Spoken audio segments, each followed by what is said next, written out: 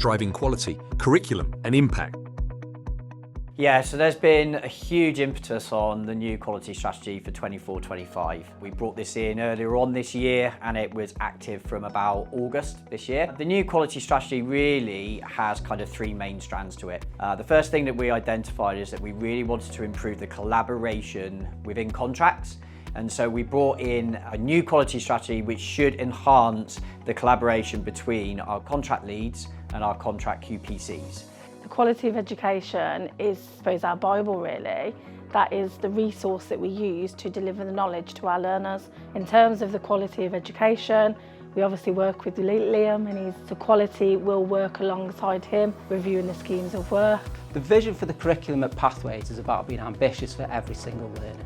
That's about challenging them and being career focused. Of equal importance in all of this is the employers. We've got to be valuable to employers.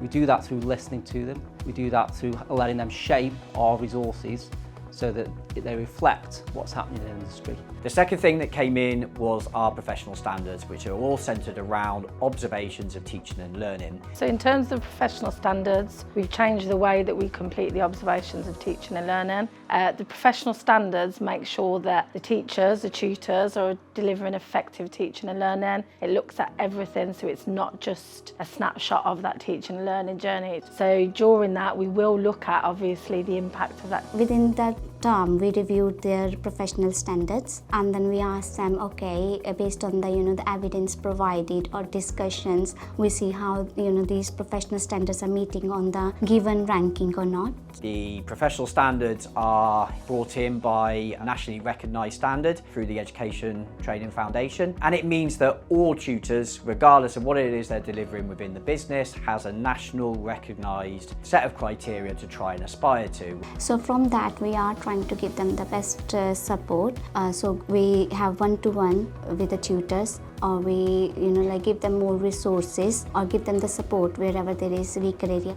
The overall theme for that really is that it's a positive learner experience for our learners, and we can measure that through the professional standards. Third thing, that we wanted to bring in was internal deep dives, which are thematic kind of reviews that will ultimately mean that we can deep dive into the nuts and bolts of what's happening in certain areas within the business. The aim of the deep dives was to identify the strengths and celebrate those strengths and find ways to build on them, but also to identify those areas for development. So the findings were about the positive trends in learner engagement and retention, and it also gave us the opportunity to further align our teaching practices with Ofsted's expectations. And out of that, be able to draw on areas of improvement for us to go forward. So they help with the learner engagement and the retention. It also gives us the opportunities to say, what are the trends and practices we are having it across the business. Yeah, so from the internal deep dives that we did at contract level, there was a number of things that came out as areas of improvement, and one of the big things was curriculum. And we knew that we needed to strengthen this area within the business. Essentially, our curriculum is all focused around intent, implementation and impact. So a key change that we brought about is creating what I feel are more balanced sessions. What this means now is that every session has a blend of different activities that can meet the needs of a wider range of learners, make the sessions more engaging, but also for tutors, make them more fun to deliver. Ultimately, we want to include employers more in terms of what we're doing and the reasons why we're delivering certain curriculum aspects and the subjects that we're including, and obviously the knock-on effect of our professional standards should raise the standards. So the first key achievement with the curriculum is to take every single scheme of work across the business and review and improve to make sure that we've got the cultural capital, but also the career focus within there.